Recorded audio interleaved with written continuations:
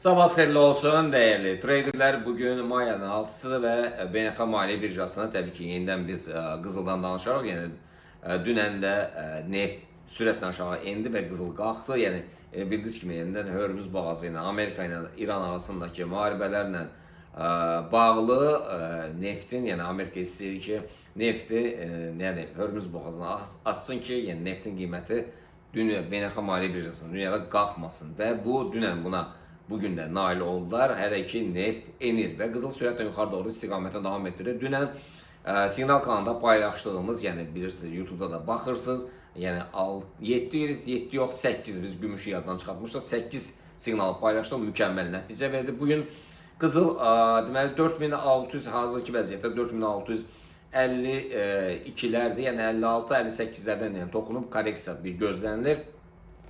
Və növbəti əməliyyatlar isə 4685'dən 30 dolları bir qalxışla nəticələnir. Amma satışlar 4636'dan 36 dollara, enişdən 4600'lərə qədər və 4585'lərə qədər enmə ehtimalı gözlənir. Yəni bu korreksiyadır.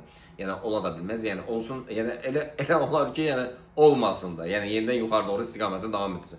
Gümüşdə də yəni dünən biz siqnalları paylaşdıq və yuxarı doğru istiqamətə davam etdi. Yəni bugün ümumi olaraq deyək ki, yeni bir xəbər çıxmasa, dollarla bağlı deyəndə ki, yəni Amerika yeni bir xəbər çıxartmasa, yəni bildiyiniz kimi səhər saatlarında biz euro dollar, funt dollar siqnal kanalında paylaşdıq. Yəni YouTube'da da var və biz onu göstərdik. Yəni alışlarla müşahidə olundu və euro dollar, funt dollar qalxdı. Təbii ki, gəlirlə nəticələndi.